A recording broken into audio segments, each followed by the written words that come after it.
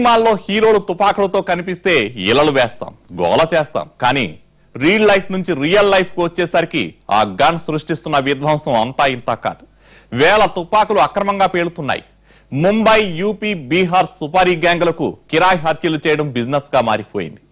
ఎక్కడి నుంచో వచ్చి ఇక్కడ తిష్ట వేసి శాంతి భద్రతలకు విఘాతం కలిగిస్తున్నారు. నిన్న కాక మొన్నొచ్చి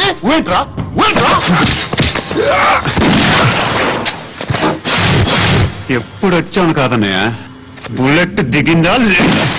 సినిమాల్లో హీరోలు విలన్లు తుపాకులు పట్టుకుని తిరిగితే కలెక్షన్ల వర్షం కురుస్తుందేమో కానీ నిజ జీవితంలో మాత్రం ఎంతో నష్టాన్ని మిగులుస్తోంది.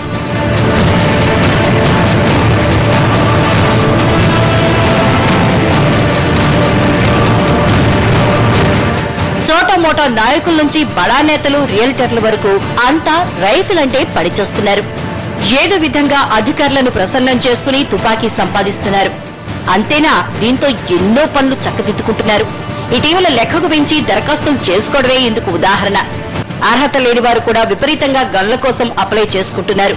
అధికారిక లెక్కల ప్రకారం ఉన్నవి కొన్నైతే అనధికారికంగా వాడుతున్నవి బోల్డ్ అని. కనీసం రెన్యువల్ కూడా చేసుకోకుండా వాటితోనే నేరాలకు పాల్పడుతున్నారు. ఇటీవల ఓ పొలిటీషియన్ తనకు 3 గన్నులు ఉన్నాయంటూ ఓ రివాల్వర్ ను తన గన్ మ్యాన్ కిచ్చేశాడు.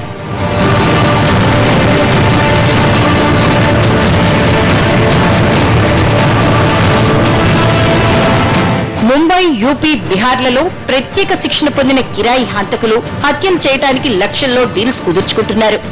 5,000 ఇచ్చినా కూలీలు చేయడానికి రెడీగా ఉంటాయి కొన్ని బ్యాచ్లు.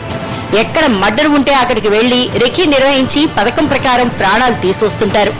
రాబోయే రోజుల్లో అలాంటి నరరూప రాక్షసులు లోకల్ గా తయారైనా ఆశ్చర్యపోవాల్సిన అవసరం లేదు. అన్లైసెన్స్డ్ గన్లు కిరాయి గ్యాంగులకు ఎంత తొందరగా బ్రేక్ వేస్తే అంత మంచిది. లేదంటే మరిన్ని అనర్థాలు జరిగే ప్రమాదం లేకపోలేదు. ఇది ఇవాల్టి